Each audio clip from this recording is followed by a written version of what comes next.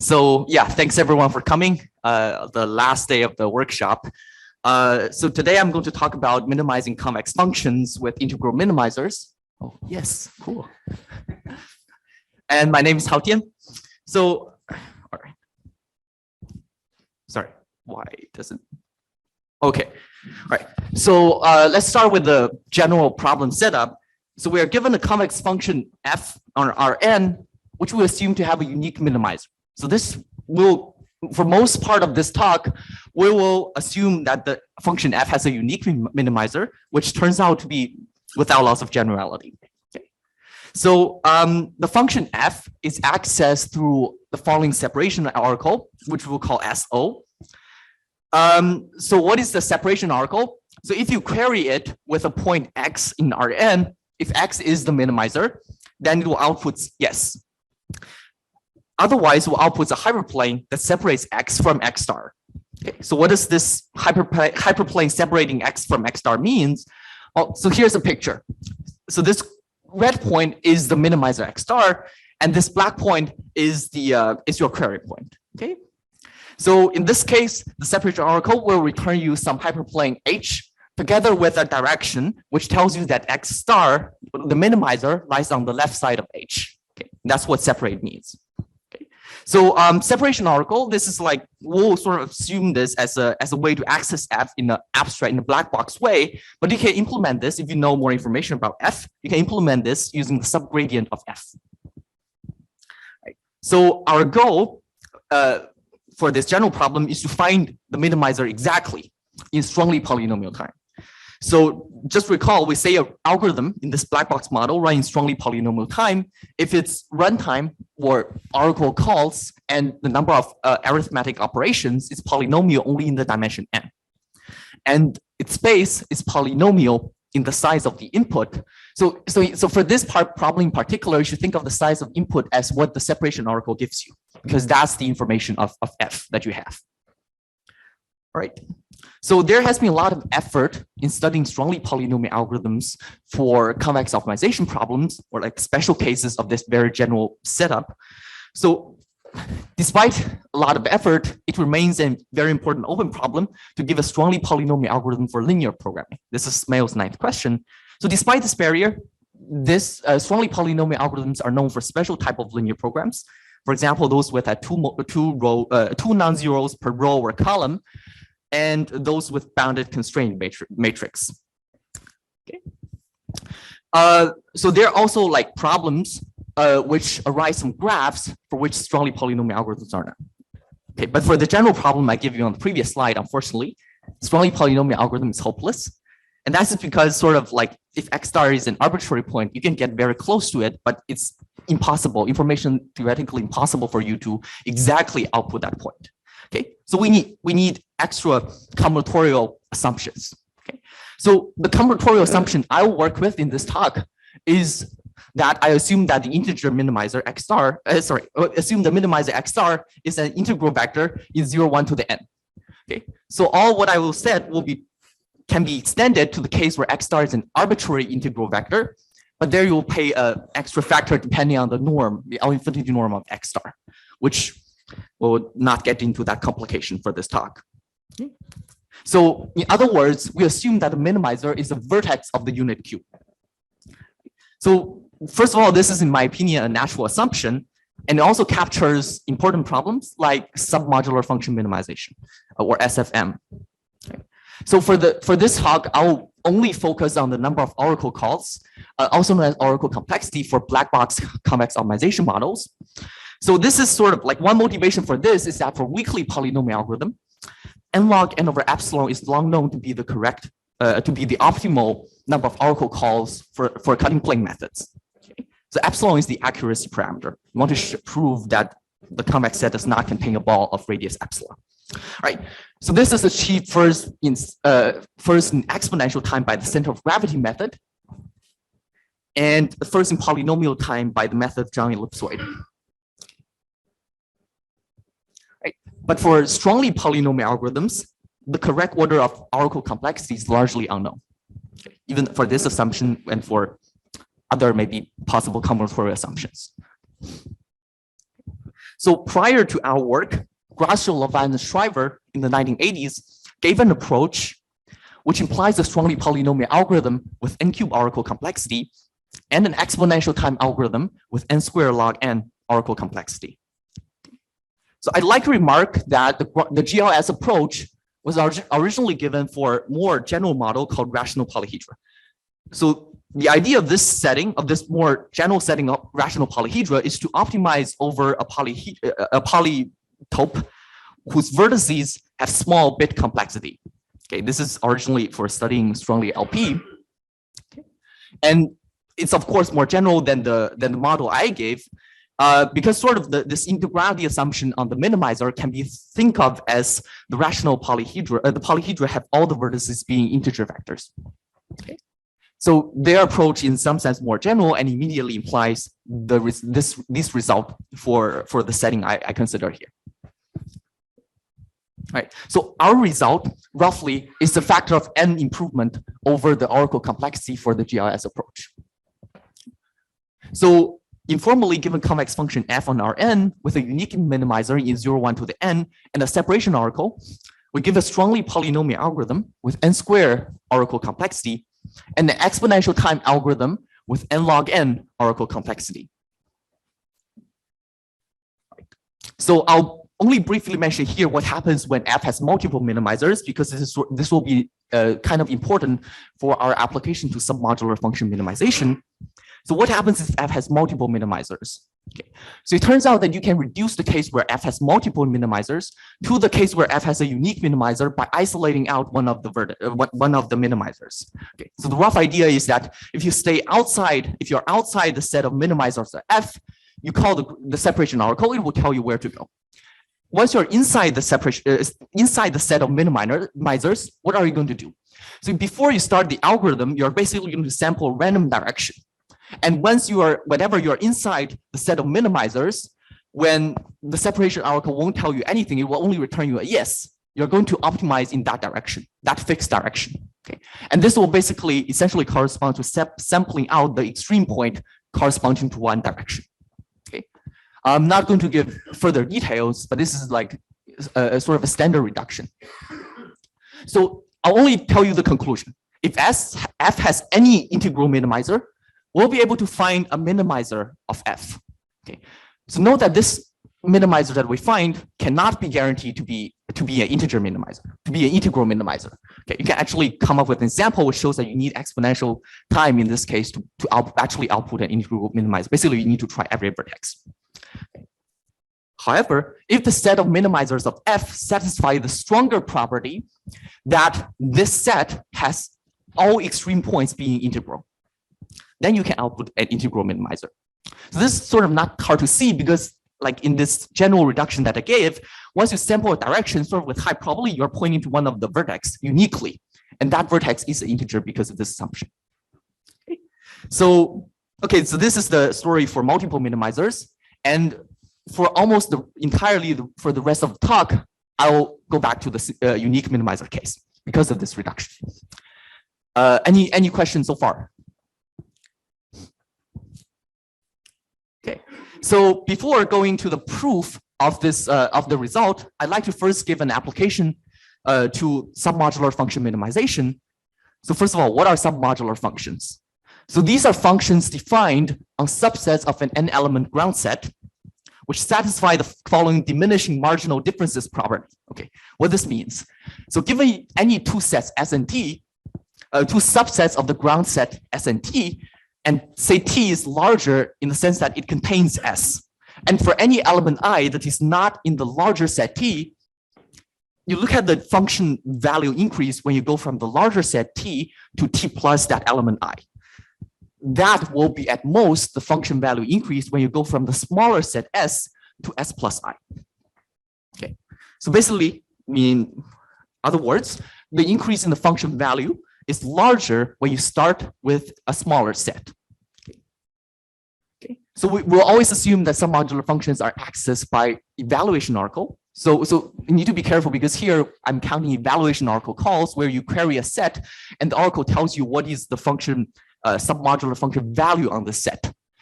But in the general framework, I'll be counting separation oracle calls, which is sort of like gradients, which is like, yeah, something to be not to be confused about.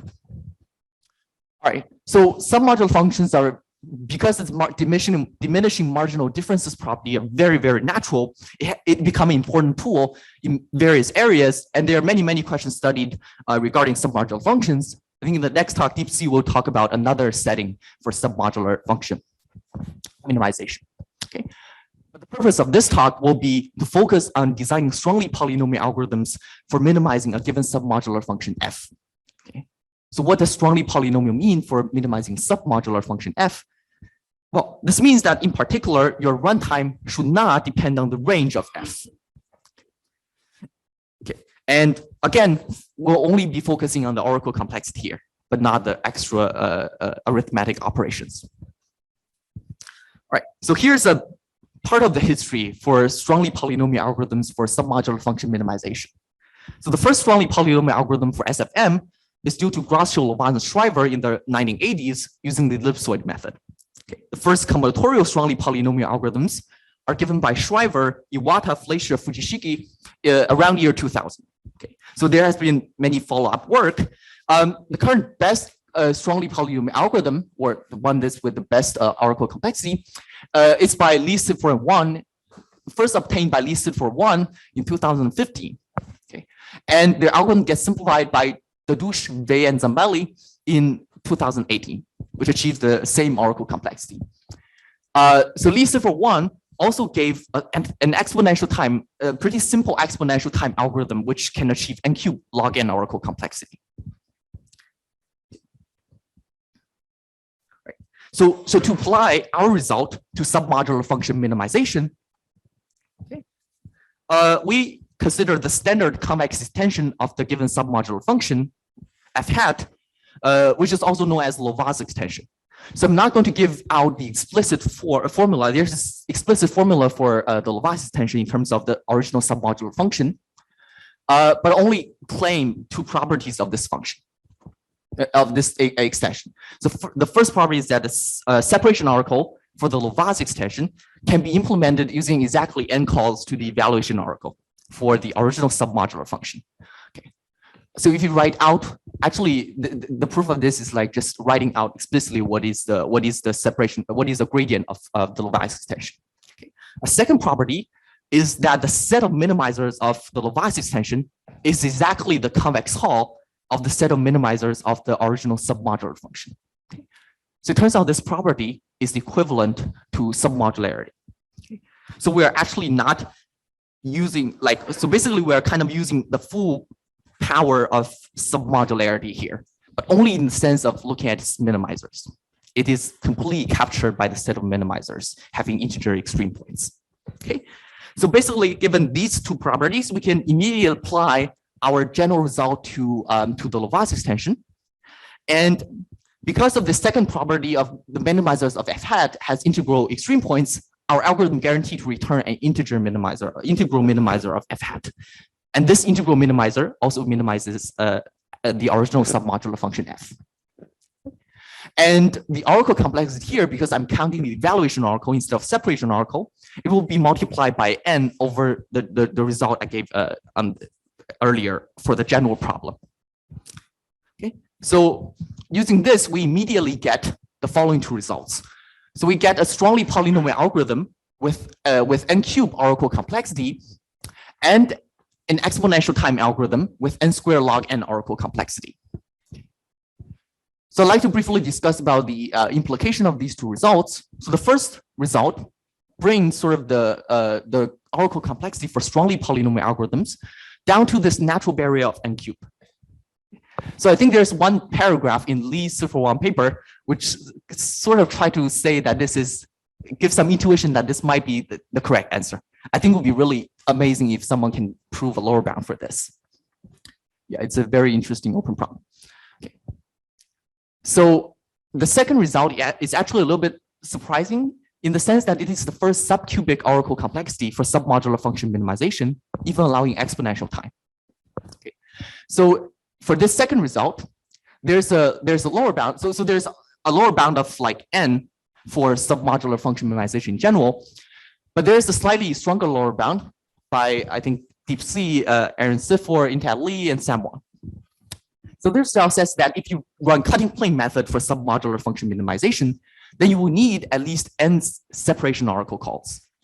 And since I mentioned earlier that separation oracle calls in general need n calls to the evaluation oracle, this sort of suggests that for at least for cutting plane method, you probably can't get anything better than n squared. But it would be really nice if there's a formal proof of this. This is only like assuming that each separation oracle call is like independent and use different queries to the original submodular functions.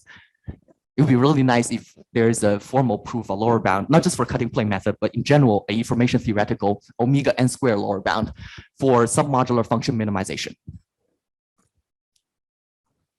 All right, any problem? Sorry, any question about submodular function minimization? Because after this slide, I'll go back to the general problem and not talk about such a modular function in the remaining part of this talk. What about evaluation? So the question is, what about evaluation oracle for weekly polynomial time? Yeah, so I think that is a separate slide of history of evaluation oracle call for weekly polynomial algorithms. If I remember, so correct me if I'm wrong, Aaron. So I think the oracle call, number of oracle call for weekly polynomial algorithms is n to the 4. Is that correct? Weekly poly, yes. Oh, yeah, right. N squared, and n squared log n oracle calls, and oh yeah, the runtime is n to the 4. Okay, yeah. So okay, I'll repeat what Aaron's. Okay, sure. I'll repeat what Aaron says. Aaron says for the weekly polynomial runtime is n squared log n oracle calls plus n cube. Yeah, sure. Okay. Yeah, thanks, Aaron. Thanks, Aaron. I obviously didn't remember the table. Okay. Any other questions?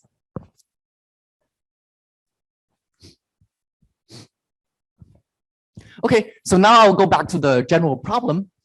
So recall what our result is. So for a given convex function f on Rn with a unique minimizer is 0, 1 to the n and a separation oracle, we give strongly polynomial algorithm with n squared oracle complexity. This is counting separation oracle calls, and the exponential time algorithm with n log n oracle complexity. Okay. So our proof of this result is via the shortest vector problem in lattices. Okay. So I'm going to define lattice and shortest vector problem on this slide. So a lattice is essentially the set of all integer combinations of linearly dependent vectors b1 to bk in Rn. So b1 to bk will be called the basis of this lattice. So if you like, you can write out the lattice formally as all the combinations sum of lambda I bi, where bi are the basis vectors. All the lambda i's have to be integers. Right? So as an example, this is a lattice in 2 dimensions. If you extend it infinitely. And this red point will be the origin. Okay. So the shortest vector problem asks to find the shortest non-zero lattice vector in a given lattice. So in this lattice above, this vector is one of the shortest vectors in Euclidean norm. So the shortest vector problem is one of the most fundamental problems in lattice theory. It is NP hard to compute exactly and hard to approximate up to a factor of n to the c over log n for some constant c under mild complexity assumptions. So on the upper bound side, Lanstra, Lovász in 1982 gave a 2 to the n approximation algorithm which runs in polynomial time. So this result is quite remarkable in the sense that this is essentially the best known approximation factor up to a constant in the exponent since its discovery. And there's sort of a huge gap between the approximation factors. And that's one of the most important problems in lattice theory. On the exact solver side, there are 2 to the n time and space algorithm, I think first by Achtai Kumar and Siva Kumar. And then there are many other improvements for exact solvers of SVP. Okay. All right. So given these definitions, our result more formally is the following. So given convex function f on Rn with a unique minimizer E01 to the n a separation oracle, and also a gamma approximation algorithm to the shortest vector problem that runs in time t SVP. So then we can get an algorithm for the original problem with oracle complexity n times log of gamma n. And runtime, essentially the oracle complexity times the runtime of this SVP algorithm plus poly n. Okay. So as two special cases of this main result, if we plug in the LLL algorithm, which is 2 to the n approximation and runs in polynomial time, this will give strongly polynomial time algorithm with n square oracle complexity. And if you plug in any exact solver, which is 1 approximation and 2 to the n runtime, then this will give you an exponential time algorithm with n log n oracle complexity. Okay. Any questions about this more formal statement of the result?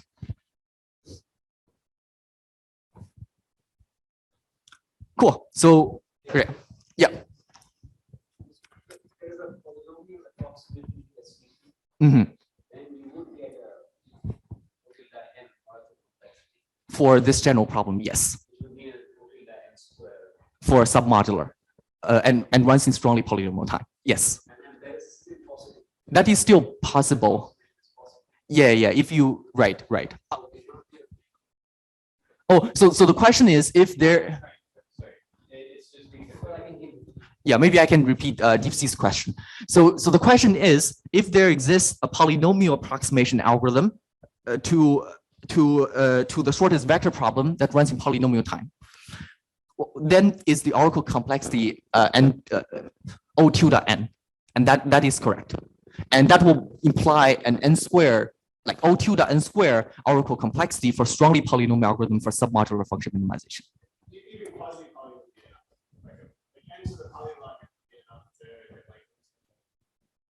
Yes, yeah, that is correct. Yeah, you don't need to like polynomial approximation. Yeah. So and maybe I'm wrong here, but was there a root n approximation in some higher space like NP intersect? And does that have any implications here? I actually don't know. Daniel, do you know the answer to this question? I mean, yeah, I mean, approximating SVP within sort of root n is an NP intersect co-NP, but it's one of these problems where yeah, we don't know how to use that to help you. Like, I mean, actually get an algorithm, right? It's you have like a certificate that you have something close to the shortest vector, but I mean, we don't actually know how to use that to get a polynomial time algorithm. Yeah, thanks. Any other questions? So basically, I think this also like is we have the other implication for other direction for the implication for the lower bound. So basically, we can show that n cube oracle complexity is sort of tight for submodular function minimization for of course for strongly polynomial algorithm. Then this will also sort of give you an implication for the approximation factor for shortest vector problem. Yeah. Maybe I'll mention it. Okay, sure. Cool. Okay, so for the rest of the talk, I'll give a sketch of the proof of this main result. Okay. So on a high level, our algorithm operates in the following way. We maintain a convex set K containing the minimizer X star, and we can start with K being the unit cube due to our assumption on X star, and iteratively shrink K using separating hyperplanes. Okay. Like suppose we query this green point over here and get this separating hyperplane, we can simply update our K to be this K nu, which is the green polytope in the picture. Okay. And we can think of each hyperplane as decreasing the volume of K by a constant factor. Okay. So far, this is all like standard cutting plane method. Okay. So when volume of K becomes small enough, then maybe all integral points in K lie on a hyperplane. Okay. And we basically want to find the hyperplane P and recurs on this lower dimensional space K intersect with P. All right.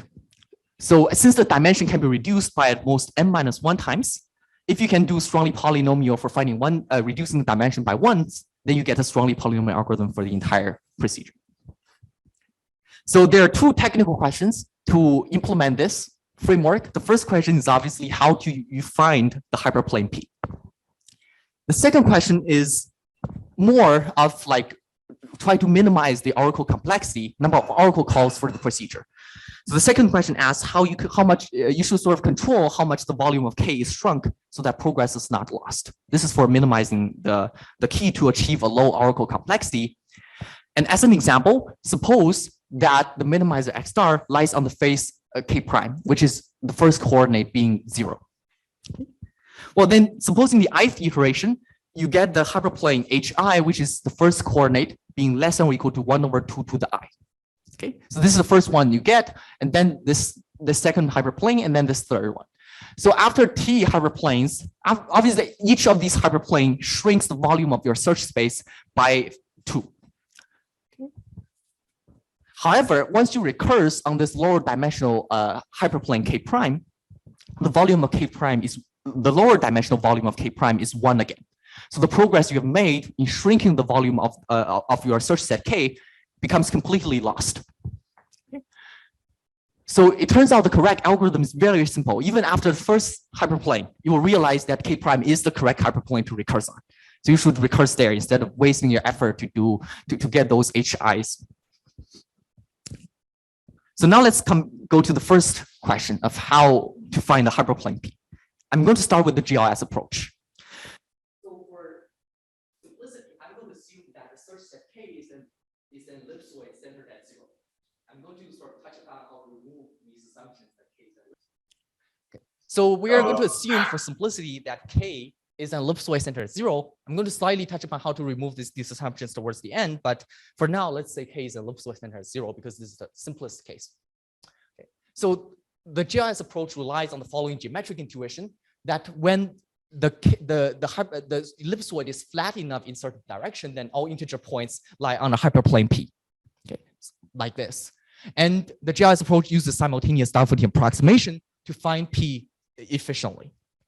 Of course, you can also use the existential version of simultaneous Dadush approximation to get the information theoretical bound. But I will mostly focusing on this on the efficient version of this framework.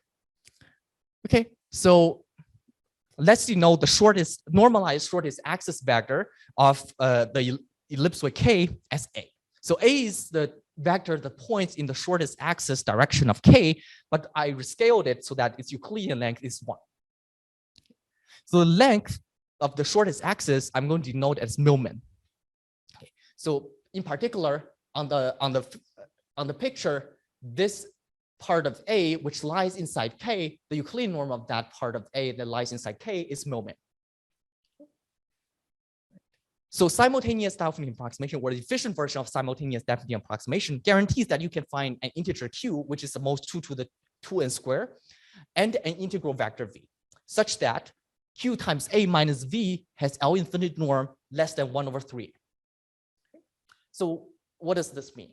So the idea is that you want to approximate the possibly real vector A by a rational vector with a small common denominator as possible. And simultaneous Dadush approximation says that you can efficiently find a Q, which is with a common denominator, which is at most 2 to the constant times n square, such that the approximation V over Q minus A has error 1/3n times your common denominator. Right. So given this, then for any integral vector X in K, you're going to write the V transpose X as using this approximation. This is at most the absolute value of Q times A transpose X plus the L1 norm of X over 3. So the first term is at most Q times Millman because the center of the ellipsoid is the origin. And the second term is the most 1/3 because X lies in the unit cube and L1 norm is the most n. All right. So this shows that whenever the length of the shortest axis vector, the length of the shortest axis is less than 2 to the negative, say 3n square, then V transpose X has to be 0 because it has to be an integer. Both V and X are integer vectors. Okay. So if this happens, then K intersect, like every integer points on K lie on the hyperplane P, which is V transpose X equal to 0. And then you find the hyperplane. Okay. Right. So this approach of finding hyperplane immediately leads to the following algorithm, which is basically start with the k being the unit cube, iteration k, until the length of your shortest axis is less than 2 to the negative 3n squared. Well, then you can use the simultaneous definite approximation on the previous slide to find p and recurse on k intersect p. That is the whole algorithm for GIS. Okay, so how do we analyze the oracle complexity of this of the GIS approach? Well, it's kind of natural to, because we are using, this is using cutting plane method, it's kind of natural to look at volume of k as the potential. So so once we have this vector v and recurse on p intersect k, how much does the volume of k increases when you do this dimension reduction? So it turns out that the volume of k nu over the volume of k is the most 1 over million, which is 2 to the n, 2 to the constant times n squared. Okay. So if k is like a rectangle and v is pointing exactly in shortest edge, then this is an equality. So basically the volume increase is exactly 1 over the shortest edge length. So it turns out that this is true in general, or approximately true up to a negligible factor. Okay. So now, since your dimension can be reduced by at most n times, well, your total potential increases most 2 to the n cube.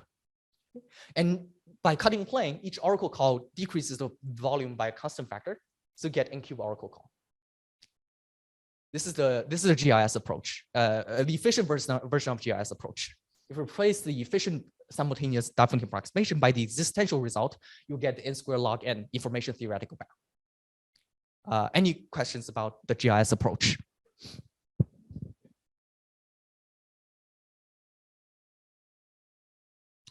All right, so what is the limitation of GIS approach? So why is it not achieving something better?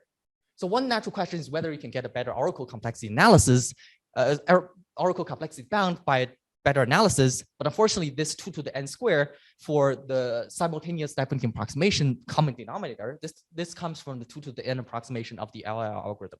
Unless you make a progress there, it's in general not possible to improve this number. Okay, so sort of the reason why GIS approach is sort of, what's the hope of improving this, right? So GIS approach sort of restrict to finding vectors v that is very close to the subspace W, which is the subspace that contains the convex set or the ellipse with k. So how do we see this? So GIS approach basically does a simultaneous definite approximation on this vector A. It approximates it using v over q, and the error is v minus q times a. That the L infinity error of v minus q times a, this is 1 over 3n. So q times a is a very large scaling of this shortest axis like direction a. So in some sense, the integer point v without this over q, this is very, very close, 1 over n close to this hyperplane. Right? So the trouble is that such integer vectors might become sparse after your dimension is small. And the natural question is, could we use maybe this integer vector, which is far from this hyperplane, to do the dimension reduction? I'm going to give some intuitions of when and why this could potentially help. So let's look at this case first, where we start from the unit cube and recurse on the left face, which is the first coordinate being 0. I want to argue that in this case, at least intuitively, that the integer points outside this hyperplane would not be able to help you. This is because for any integer point you look at, or any vertex, let's say of the unit cube, you can sort of find an integer point on the hyperplane you recurse on, which is sort of seemingly better. Okay? So in this case, far vectors probably can't help you. But on the other hand, you probably haven't spent a lot of effort in recursing on this hyperplane, because this is sort of like a very simple hyperplane. And in the example I gave you earlier, you just need one separation oracle call to be able to recurse on this hyperplane. Okay? So in this case, you are not bad because you probably haven't paid a lot, although you can't actually do better than GIS in this case.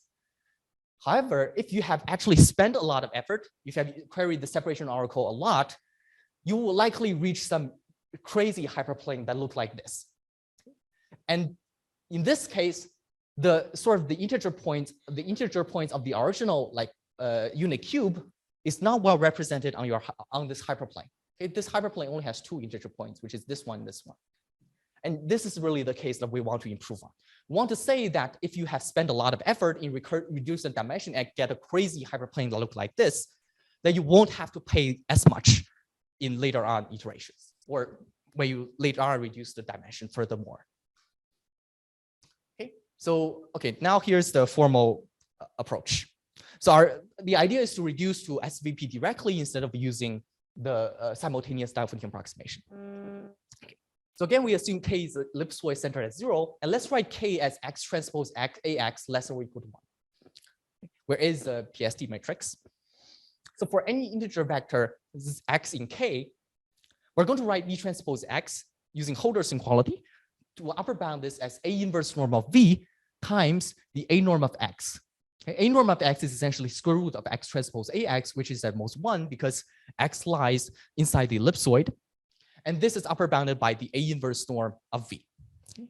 So then if 2 things are satisfied, if A inverse norm of V is the most half and V transpose X is integral, then V transpose X must be 0. Right. So first question, how do we guarantee that V transpose X is integral? Well, naively, you can again pick V to be an integer vector itself. But unfortunately, as I mentioned earlier, integer vectors might become sparse after you reduce the dimensions. So this is not going to give you any improvement. So it turns out the correct approach is to take V as the projection of some integral vector onto this hyperplane W, onto the subspace W that contains the ellipsoid K. So basically, you're projecting the set of integer points to the hyperplane, and then pick something from there. So why does this guarantee that V transpose X is an integer? Well, basically, let's say V is the projection of Z onto the subspace W. And I'm going to write V transpose X as Z transpose X plus V minus Z transpose X. And I'm going to claim that V minus Z is orthogonal to X. And why is that true? Well, it's easy to see from this picture. So this is the subspace that contains K. And this X is the integer point that look at inside the ellipsoid K. Okay, so V is here, which is the projection of Z onto this subspace. Then Z minus V must be orthogonal to the entire subspace, and in particular has inner product 0 with X. So this shows that V transpose X is equal to Z transpose X, and Z is an integer vector, X is an integer vector, so we're done. All right, second question, how do we find V such that the A inverse norm of V is the most half? Okay, this is where lattice comes into play. So since the projection of Zn onto the subspace W is a lattice, well, you need to be a little bit careful because this you can always show that W is a lattice subspace. So that this projection is always a lattice instead of being dense.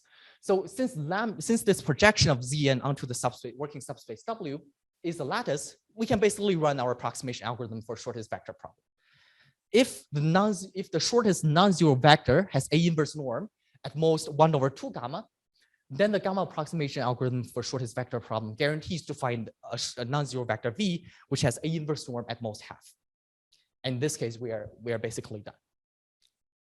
So, all right. So this approach naturally leads to the following algorithm.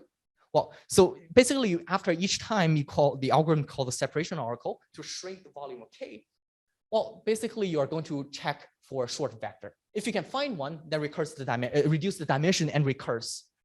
Otherwise, you're going to call the separation oracle once more to shrink K.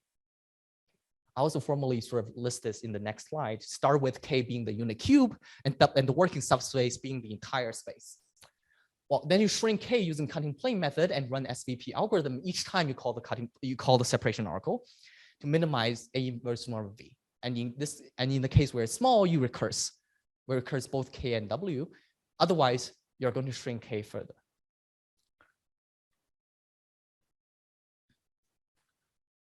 So how do we analyze the oracle complexity for this new algorithm?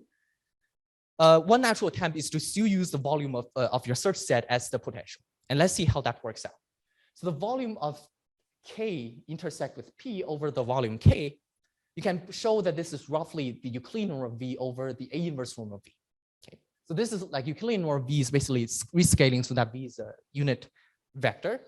And if for that unit vector, scaled unit vector V, its A inverse norm is essentially the width of the ellipsoid in that direction. So this is like something that makes sense. Okay, so we can guarantee that A inverse norm of V is not too small. And this is basically because we check for a short vector after each call to the separation oracle. And if this thing is too small, then that means in the previous step it's also too small. So you should have reduced your dimension in the previous step. Okay, so we can guarantee that this is not going to be crazily small. However, the Euclidean norm of V can be very large, as in GIS. So you actually get no improvement if you do it this way. So why? So here's an example. So suppose this is your lattice and this your ellipsoid K, and it's flat, very, very flat in this direction. So when you run the shortest vector problem with the sort of the covariance of K as the norm, then you will sort of not be you can get some vector V here, which is very far in this direction. And this vector V could have very large Euclidean norm. So how do we get around this? So it turns out that if you see this like large vector V, that means the K is very, very flat in this direction. So the volume of K indeed grows. However, you should also look at your lattice, because lattice is always the projection onto the working subspace. And in this case, it turns out the lattice would project to something much denser, and that will potentially help you afterwards. So the correct potential is the volume of K times the determinant of the lattice, where the determinant is the volume of a unit cell, for example, this small fundamental parallelepiped, which is, well, you can pick arbitrary unit cell, which has the same volume. So the determinant of lambda is the volume of unit cell in the lattice. And the idea is that the smaller the determinant, the denser the lattice, and easier for you to find a shorter vector. So you can, right? So as we recurse on this P, if we're in this case where we have a very large V, a very large Euclidean norm for the vector V, when you recurse on P, you can show that the projection of Zn onto the next subspace, this is essentially projecting this lattice on the direction onto the hyperplane P, which is orthogonal to V. And standard lattice projection theory says that the determinant is a 1 over the Euclidean norm of V factor larger than the previous determinant. So this Euclidean norm of V would then cancel out. So this shows you that if you look at this potential, then the overall potential increase is most 1 over the A inverse norm of V, which we know is not too crazy. It's at most 2 gamma after each dimension reduction.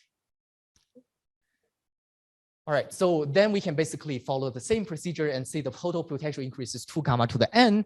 Well, each oracle call still now decreases the potential by constant factor, because as it's shrinking the convex body, the lattice does not change at all because the working space is fixed, and lattice is basically the projection of an integer lattice onto the working subspace. All right, so this proves that the oracle complexity is n log 2 gamma. So I'm going to tie them up to loose ends. First of all, so far we've assumed that K is an ellipsoid. What happens if K is not?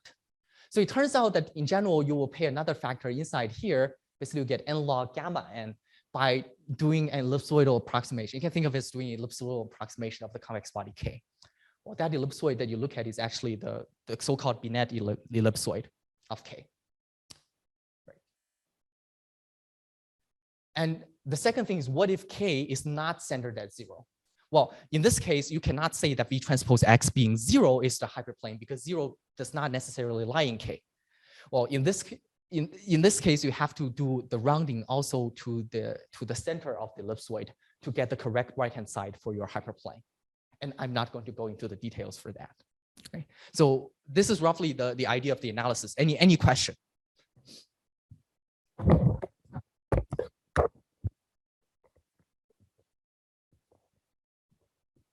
All right, so, okay, so far I've actually ignored one other technical issue, which I like to talk about because it will give some nice lemma statement that I want to show here. Okay. So one slight technical issue is that, okay, we said that there can't be a much shorter vector if we are previously running the cutting plane method. Is it possible that there is a much shorter vector if you have a sequence of dimension reduction steps? Well, it is possible that after dimension reduction, the shortest vector, the length of a shortest vector becomes shorter by some factor. And if you do this for, let's say, n steps, then it's possible that the length of a shortest vector becomes like that factor to the n, which could actually hurt us. So in this case, this is large, so it's bad. So like I originally tried to modify my algorithm to get around this problem. But there's a very nice argument suggested to me by Daniel, which basically says that although you might see a shorter vector, but on average, this is not going to decrease. The length is not going to decrease by much. And the underlying principle here is Minkowski's first theorem. So my plan is to give some insight on why this thing will not happen on average in the slide, and then give the formal statement of this so-called this will give a high dimensional slicing lemma. I'm going to show the statement of the lemma in the next slide. Okay, and I'm going to omit the proof. Right. So let's say that K, for simplicity, that K is in isotropic position, or in other words, all the short norm when you look at when you try to compute the shortest vector in lattice is the Euclidean norm, just for simplicity. Okay. So let's say V1 to Vk are the sequence of dimension reduction vectors. Let's just briefly recall how these sequences are generated. So we first find the vector V1 from the initial lattice. And after V1, we're going to project the initial lattice onto the hyperplane that is orthogonal to V1. And from that projected lattice, I'm going to get V2. And so on and so forth. I keep projecting and get a new vector and keep projecting. So I get V1 to Vk. So obviously from this approach, V1 lies in the initial lattice, but V2 and Vk might not, or they are likely not. So despite this, you can actually sort of trace back this projection steps, and V1 to Vk will correspond to some lattice, some sublattice in the original lattice. This sublattice is k-dimensional because you have k vectors. So why is this true? Let's look at this two-dimensional example. So say this is my original lattice, and the two solid vectors are the basis vectors of the lattice. Okay, and let's say call the lower one V1. So when you reduce your dimension, you are basically projecting the lattice onto the subspace orthogonal to V1, and that is a one-dimensional lattice where this V2 is the sort of the basis vector there. Okay, so V2 is obviously not from the original lattice, but if you look at this projection, look at where V2 comes from, then it actually corresponds to this second base vector of the original lattice. So hopefully you are convinced that you can do this for k steps of projection instead of just one. All right. So then Minkowski's first theorem, we're going to apply this to this k-dimensional sublattice lambda prime. So Minkowski's first theorem states that the shortest non-zero vector in the lattice lambda prime, this is at most square root of k times the determinant of that lattice lambda prime to the 1 over k. And since this is sublattice, its shortest vector is at least the shortest vector in your initial lattice. Shortest non-zero vector in your initial lattice.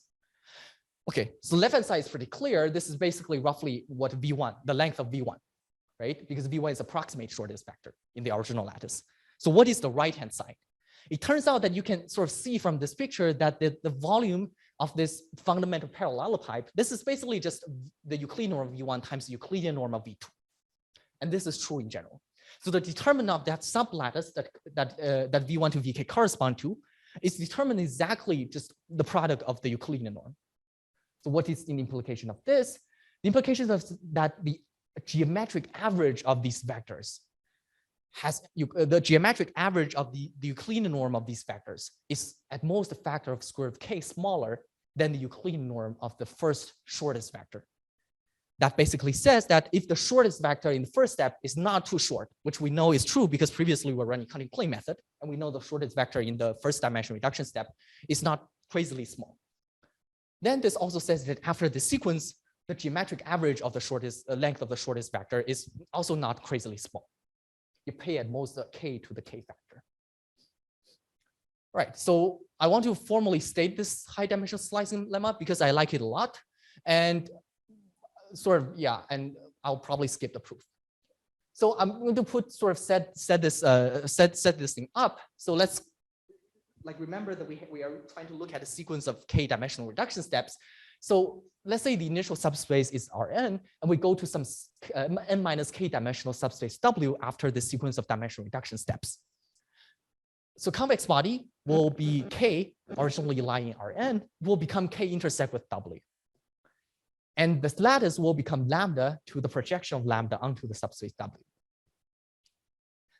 Where this original lambda is actually the integer lattice, but that's not important. So with the property that the starting shortest vector under this covariance K norm, which is the A inverse norm you see in the beginning up to some small factor. So this, we only know that the minimum non-zero lattice vector under this covariance K norm for the first step is not too small. So how does our potential change after reducing these K dimensions? So the initial potential is volume of K times determinant of lambda, and that becomes volume K intersect with W times the determinant of the projection. So actually, this is not the greatest formula to work with because you have two norms here. This is the covariance of K norm, for which you measure the length of your lattice vector. This projection is the Euclidean norm, Euclidean projection. So this is not great. So what I'm going to do is to take the dual lattice. And this is, I haven't defined this, but this is basically the set of points on the span of your original lattice lambda, which have integer inner product with the original lattice. Okay. So if you look at this potential change from the dual view, you will have that the potential change from volume K over the determinant of the dual lattice to the volume of K intersect with W over the determinant of the dual lattice intersect with W. Okay. So which is great because you have only intersections on the right-hand side. All right. So the high dimensional slicing lemma basically says that, okay, if you look at volume, the potential change is most K to the K over lambda 1, which is not too small, to the K. And well, basically the intuition here, so you need to, okay, I'm not going to talk about the proof of this, but, oh, first of all, like this sort of implies the average potential change is the most factor of K larger than 1 over lambda 1. And that is not too much. Okay. So I'm not going to give the formal proof of this, but you can kind of decouple this into two statements. It turns out that you can apply a linear transformation on everything and keep does not change the statement. And basically want to do this linear transformation so that K is in isotropic position. And then this is basically the Euclidean norm. If you do that, then this statement becomes two statements. One statement is how much the volume of K increases after you slice it. And this follows from some convex geometry tools. And other is what's the volume of, how does the determinant of lambda star changes after you slice it? Okay, this you can use Minkowski's first theorem to get an upper bound. Okay. So yeah. Okay, so now I'm going to sort of wrap up and compare slightly what GLS approach versus our approach. So in the GLS approach, you pay n squared calls to the separation oracle for every dimensional reduction step. And well, this is basically to find, because you need to find integer vectors, which are very close to the working subspace. And this is downside of simultaneous Delphin approximation. But I would like to say here that simultaneous Delphin approximation has also other advantages in the sense that it can be much more general than the approach I give here. So for our approach, we might have to pay n squared to reduce one dimension, but then we might find a crazy hyperplane for which the projection of Zn becomes much denser. And then we don't pay much afterwards. That is sort of the very rough intuition of what's happening. Okay. So I'd like to wrap up with a few open problems. And the first one is like, can we determine the oracle complexity for submodular function minimization? For strongly polynomial algorithm, can we improve over n cubed?